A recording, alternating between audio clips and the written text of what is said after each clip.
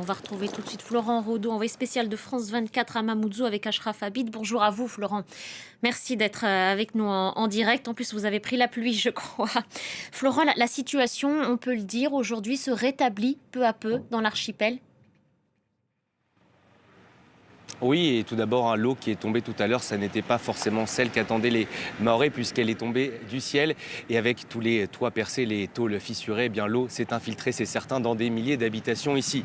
Voilà pour ce point météo notamment. La situation, bien sûr, elle s'améliore ici. C'est sans conteste la tendance forte ici à Mayotte, avec notamment ce raccordement en eau. Alors, pour les propos du ministre de l'Intérieur, Bruno Retailleau, 90% des habitations raccordées d'ici ce soir. 2 jours sur 3, pendant 8 heures, c'est le bémol, ça fait environ 22% du temps. Voilà, c'est une amélioration, mais il y a encore beaucoup à faire ici. En tout cas, on a pu voir avec Ashraf Habib qui m'accompagne, de nombreux points d'eau qui étaient fermés lors de nos passages les précédents jours et qui étaient aujourd'hui ouverts, notamment 4 et dans le quartier de Passaminti, dont nous avons visité beaucoup de bâtiments. C'était hier encore. Cette eau, elle arrive également en bouteilles dans les villages. Distribution dans 10 villages hier, 3 aujourd'hui, mais toujours pas dans les zones les plus reculées, notamment au sud. La ville de Bouéni n'a toujours pas vu le moindre pack d'eau arriver. 8 jours désormais après le passage dévastateur du cyclone Chido ici dans l'archipel de Mayotte. On sait que plus de 2000 personnes ont été blessées après le passage de ce cyclone. Florent, nombreux sont ceux qui attendent toujours de pouvoir recevoir des soins. Oui, 2000 blessés, c'est un bilan qui est évidemment presque invérifiable, puisque de nombreuses personnes ici vivent dans des habitations clandestines, des bangas comme on les appelle, et beaucoup attendent des soins. Vous l'avez bien, certains prennent leur bâton de pèlerin et prennent sur leur temps libre pour désinfecter. Et c'est le cas notamment d'une personne que nous avons rencontrée. Il s'appelle Michael Damour. Nous l'avons suivi avec Ashraf Habib. Voyez ce reportage.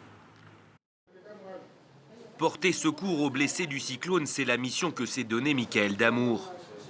Sur son temps libre, cet infirmier fait chaque jour la tournée des pharmacies du quartier où des collectes sont organisées. Et ce matin, voici ce qu'il a récolté. Quelques médocs, des bandes pas mal, du sérum physiologique. Voilà, c'est bien déjà pour ce matin.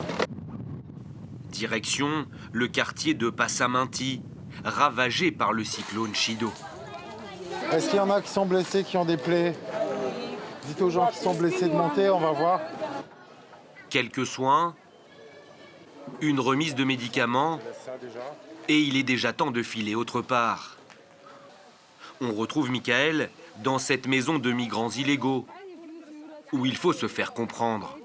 Bien laver avec de l'eau propre, faites bouillir l'eau. Tu as compris?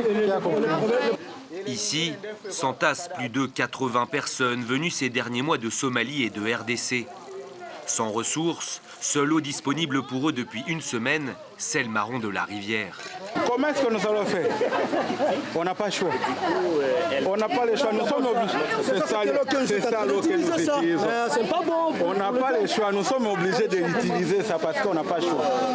Pour se nourrir, seuls ces quelques maigres poissons apportés une fois par semaine par une association, et c'est tout. Il n'y a pas de sucre, il n'y a pas de riz, il n'y a pas même les farines de maïs, il n'y a pas tout, il n'y a pas vraiment. C'est seulement les poissons. Des conditions de vie des plus précaires que le cyclone n'a fait qu'aggraver. Voilà pour ce reportage réalisé avec Ashraf Habib. Florent, plus d'une semaine maintenant après le passage de ce cyclone, est-ce que vous le ressentez toujours, ce ressentiment, cette colère chez la population sinistrée ? Je peux parler seulement pour les personnes que nous avons croisées. C'est un sentiment parfois, non pas d'indifférence, j'ai envie de dire, mais presque de dépit, de résignation. Certains le savent, l'aide de l'État n'arrivera pas jusqu'à eux. Ils sont depuis longtemps, disent-ils, éloignés de tous les programmes sociaux. Pas grand monde vient leur rendre visite, à part, et vous l'avez vu dans ce reportage, une association qui apporte quelques dizaines de poissons pour 80 personnes pour une semaine. Vous vous rendez bien compte du problème alimentaire qui se pose ici. Et c'est un exemple parmi des milliers, parmi des dizaines de milliers. Merci beaucoup Florent Raudot. Merci Achraf Habib qui vous accompagne.